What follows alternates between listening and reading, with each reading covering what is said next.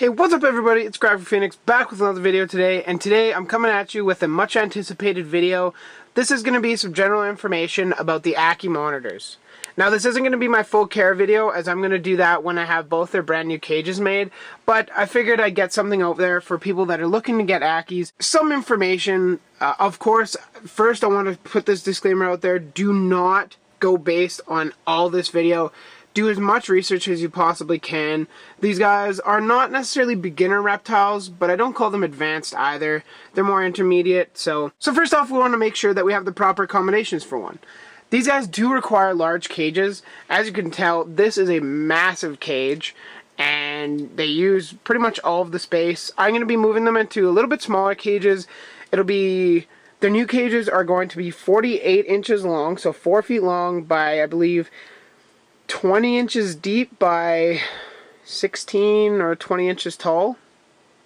This cage that they're currently in right now is actually 40 inches long, 48 inches high, and 22 inches deep. Up top, I bought the cage with this mounted UVB bulb that I stuck in there. I also mounted this basking spotlight for them to be basking in, and this is actually a great time because Stella and Bowser are out. Somehow Stella managed to get all the way up there. She's not looking so hot. She's been pretty beat up by Bowser. He's definitely a horn dog. So I'm going to be looking for another female so I can have a trio of them. And my plan is to have the two females live together and Bowser live by himself. And of course that won't be happening for quite a while because I need Stella to get a little bit of health under her while she's left alone. She's not, like, her weight's not, she's not underweight or anything like that. Her scales just aren't looking so hot, and yeah, she could use a touch-up. Bowser, on the other hand, is doing fantastic. He's just hanging out here, relaxing, being a good model. Like I said, you need accommodations, so these guys do require a lot of space and a lot of time, especially if you want them to be tame like Bowser. Stella's not quite so tame, and I don't want to stress her out. But Bowser I've worked with for quite a while, and he is quite tame. You've seen him running up my arms and hanging out, and I plan to do a video just talking on my bed with him, just running around, which, if you're interested in, let me know, because I'll make it. Monitors in general require high basking temperatures, and these guys are no exception to that. You can have their basking temperatures upwards of 120 degrees. Right now, this is at like 105, so it's a little bit low, but it's still adequate. In their new one, I'm going to be putting in just halogen light bulbs, like spotlights outside. If you have like emergency lights or anything, that's what they use. And those get really hot, so that'll be nice. And now these monitors are primarily terrestrial, however most monitors will use their height. In the new ones, they won't have quite as much height, but they'll have more floor space. And of course, when I take them out, they can climb wherever the hell they want. It's free reign when they're out here. But they're beautiful monitors. I really love them. They're insectivores.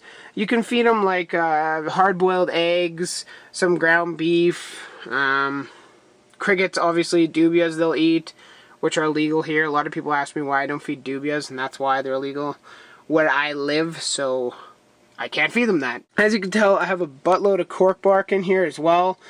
This just provides them some hiding spaces, some places to kind of run around and keep them entertained while I'm not home and not able to take them out.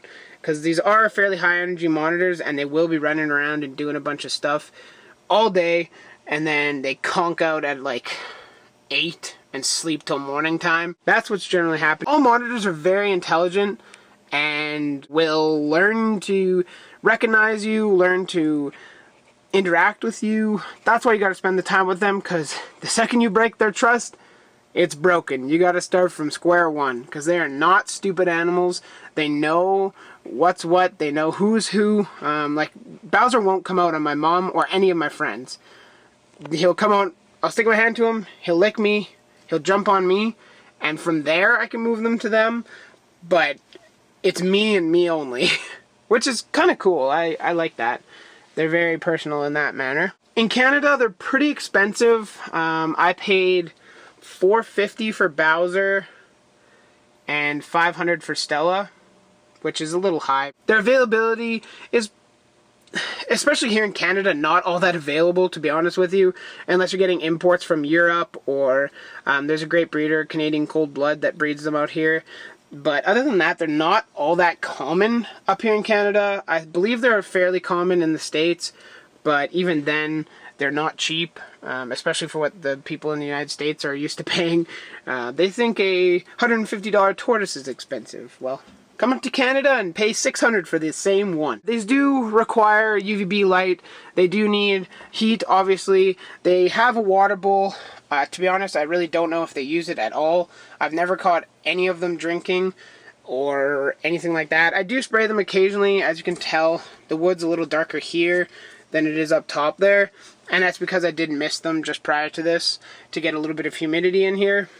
They do like humidity. You don't want it near like 80, 90% or anything like that, but around 50% helps shedding and stuff like that. So that's definitely a perk that you want to incorporate into the build of the cage. And when you're feeding these guys, it is absolutely nuts. They're so much fun.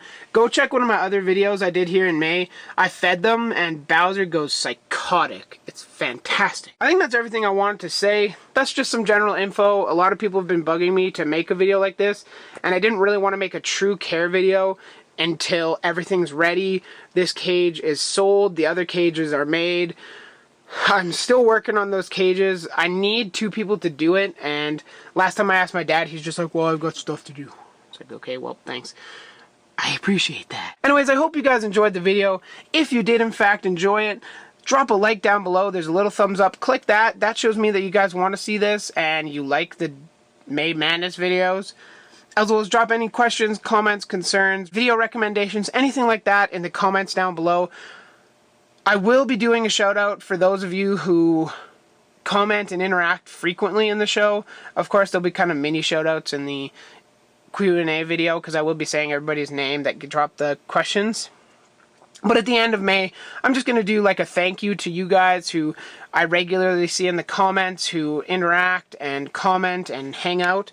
It's awesome to see, and it's nice to kind of build a community. As well as subscribe to my channel for more reptile videos, fish videos, this month especially, as well as plant videos.